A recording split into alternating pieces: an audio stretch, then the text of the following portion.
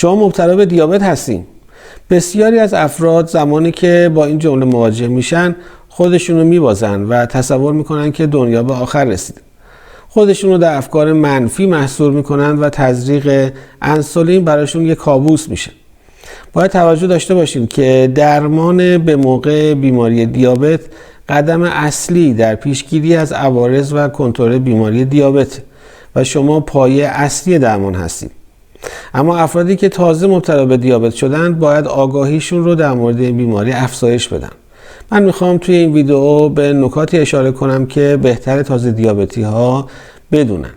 اگه علاقه‌مند هستین ادامه ویدیو رو ببینید. اولین نکته که بیمار تازه مبتلا به دیابت باید به اون توجه داشته باشه اینه که بیماری دیابت بیماری نیست که درمان بشه و از بین بره. اما اگه به صورت مناسب کنترل بشه از عوارض اون کاسته میشه. بنابراین توجه داشته باشید زمانی که متوجه شدید مبتلا به دیابت هستید فوراً به پزشک مراجعه کنید.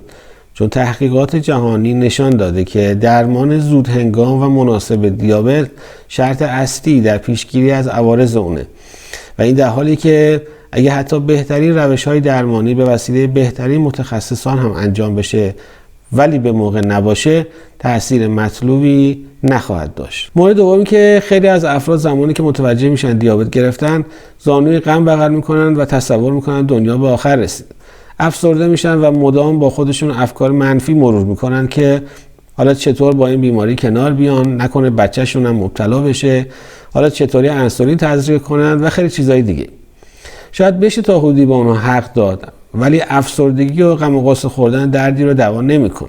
شما باید به جای عقب نشینی برای ارتقای سلامت و کیفیت زندگیتون به فکر مبارزه باشید. در واقع افرادی که مبتلا به دیابت شدن باید روحیه مبارزه طلبی رو در مواجهه با این بیماری در خودشون تقویت کنن.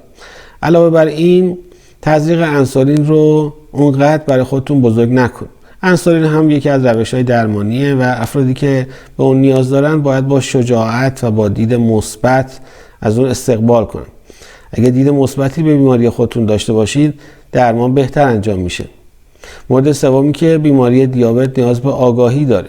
شما باید برای شروع درمان برخی استانداردهایی رو که بیمار دیابتی باید از اون مطلع باشن باید بدونید. شاید فکر کنید تنها قند خون در بیماری دیابت اهمیت داره، در صورتی که کنترل چربی خون، فشار خون، قطع سیگار و شیوه زندگی سالم جزء چرخه درمان دیابت. باید بدونید قند خون ناشتایی بیمار دیابتی نباید بالاتر از 130 و قند خون بعد از غذا حداکثر بین 160 تا 180 باشه. تریگلیسیرید بیمار دیابتی باید کمتر از 150 باشه و توجه داشته باشید میزان کلسترول در درمان بیماری ها اهمیت داره. کلسترول بد خون باید کمتر از 70 باشه و کلسترول خوب خون در مردان کمتر از 40 و در زنان کمتر از 50 نباشه. علاوه بر این معدل قند خون شما با شاخص هموگلوبین A1C سنجیده میشه که باید حداکثر 7% باشه. مورد چهارمی که با پزشک خودتون مشورت کنید تا ببینید بهترین روش برای کنترل قند خون، فشار خون و کلسترول خون برای شما چیه و علاوه بر اون با صلاح دید پزشکتون با توجه به شرایط جسمیتون به متخصصان دیگه مثل چشم پزشک برای بررسی وضعیت سلامتیتون مراجعه کنید. مورد پنجمی که داروهاتون رو مطابق دستور پزشک مصرف کنید و توجه کنید هرگز هیچ دارویی رو خودسرانه مصرف نکنید، چون بسیاری از داروها و میزان قند خون تاثیر میذارن. مورد ششم این که اگر به درمان و کنترل بیماری دیابت علاقه دارید باید بدونید پایه اصلی درمان شما هستید. در واقع شرط اصلی درمان دیابت تمایل، آگاهی و مشارکت فرد در درمان. باید آگاهیتون رو در مورد بیماری دیابت بالا ببرید. این آگاهی رو میتونید از انجمن‌های فعال دیابت یا از پزشکتون و یا انشاءالله از کانال بنده دریافت کنید. توجه داشته باشید تنها با مراجعه به پزشک و دریافت دارو بیماری شما درمان نمیشه. دیابت بیماریه که نیاز به اراده قوی داره. سعی کنید خودتون رو برای مبارزه با دیابت توانمند و برای کنترل بیماریتون تلاش کنید. مورد هفتمی که لازم هر 3 ماه یک بار پیش پزشک خودتون برید تا وضعیت جسمانیتون مورد بررسی قرار بگیره. البته در فواصل این 3 ماه به ویژه اگر مبتلا به دیابت نوع 1 بشین و انسولین تزریق کنید باید با دستگاه‌های کنترل قند خون قند خونتون چک بشه و یا بر حسب ضرورت گاهی لازمه که ماهی یک بار به پزشک مراجعه کنید.